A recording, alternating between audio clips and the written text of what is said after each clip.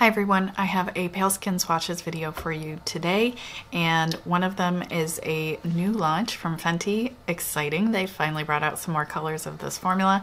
I did not try the previous one because I feel like a red liquid lip is a little bit easier to obtain.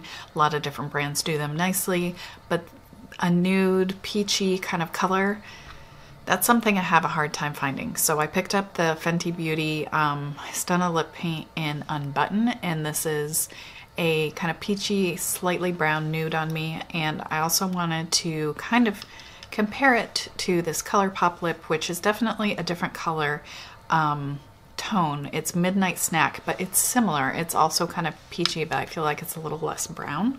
So I'm just gonna swatch these on my hand real quick so we can see what they look like. See the undertone differences a little bit. And then, because I got to figure out which one I actually want to keep on my lips. So this is the Fenty in Unbutton, and this is the Colourpop in Midnight Snack. For reference, my skin tone is lighter than NC10 from MAC. What I'm wearing on my face today is the Hourglass Vanish Stick Foundation in Blanc, their lightest shade. It's a little bit light, a little too neutral for me. A good color match for me is the Clinique Even Better Foundation in CN 0.5 Shell, Smashbox Studio Skin in 0.1, and Colourpop No Filter Foundation in Fair 05, the liquid. So I have kind of cool yellow undertones and on the very fair spectrum. I made this series because I had a hard time figuring out how to buy a nude lipstick that would look good on me.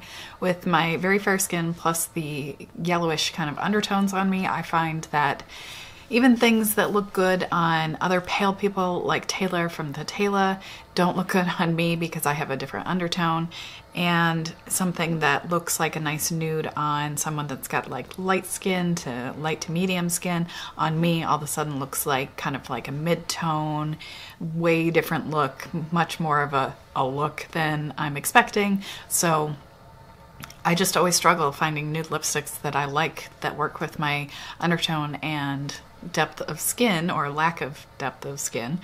And so yeah, that's why I started doing this series, just to help other people out that are looking for nudes with fair skin, or you just want to see it swatched on fair skin, whatever. This is really pretty. I might wear this today. We'll see. We'll see how. The issue I have is the days that I've tried to wear this, it just really clashed with the other makeup I was wearing. So I'm not sure. So I'm gonna go ahead and put this on next. And for reference, if you're curious, this is what I use for removing my liquid lips most days. It's the Maybelline Superstay Eraser Lip Color Remover. I don't have a whole lot left. I use it a lot. The e.l.f. Lip Color Remover works better, but it's like a liquid in a squeezy tube. So it's just harder to use. This is a lot easier to use. Between the two, this one definitely has an easier to use applicator, though, and it picks up a lot of product. So you saw I didn't need to dip back in after I did my bottom lip. The Colourpop, I did do 2 separate dips, and this is a little bit less opaque. It did look just a tiny bit patchy, and this one is full color.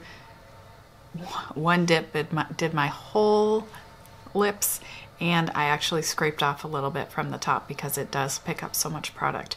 The shape of it is so easy to do the outline of my lips. I love that.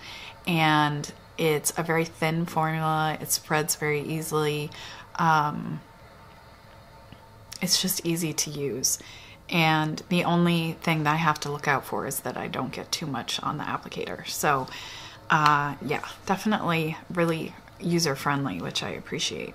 So I'm not sure actually which one I like better with this look. I feel like this one maybe makes my base look a little too light, like accentuates that it's a little too light, a little too neutral for my face, but I feel like the formulas, as far as how they wear, they're similar. The Ultra Matte Lip, I think they've changed the formula since like the initial launch. I think that they're a little bit easier to wear now. The formula is a little more consistent between colors. I've noticed the ones that I've bought more recently just seem to be a little bit easier to wear, a little less dry feeling than the very first launch of that Ultra Matte Lip formula. I don't have a ton of experience with the Fenty. I think I've only worn it for like a significant period of time once, and I don't really remember anything super noteworthy.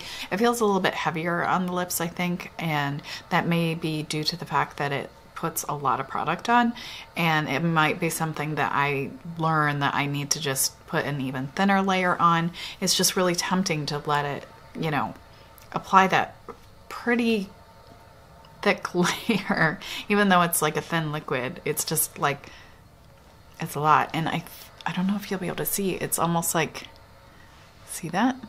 It's like leaving gaps.